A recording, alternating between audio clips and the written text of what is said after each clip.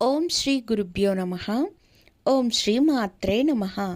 మార్చి 2026 సింహరాశి యొక్క ఫలితాల గురించి ఇప్పుడు మనం తెలుసుకుందాం. ఈ మాసంలో విద్యార్థులకు అఖండ విజయం ఏర్పడుతుంది. నూతన వ్యాపారములు ద్వారా చక్కటి లాభదాయకం ధన ప్రాప్తి అనేది పొందుతారు. వృత్తి నిపుణులకు సులువైన ధన సంపాదన ఏర్పడుతుంది. ఉద్యోగ జీవనంలోని వారికి కొద్దిగా మిశ్రమ ఫలితాలు ఏర్పడబోతున్నాయి. అధికారులతో మాట పడుతురు, శ్రమకు తగిన ఫలితం ఉండదు. తోటి ఉద్యోగుల వలన ఇబ్బందుల్ని ఎదుర్కొంటారు. ద్వితీయ మరియు తృతీయ వారములు సామాన్య ఫలితాలు ఉంటాయి.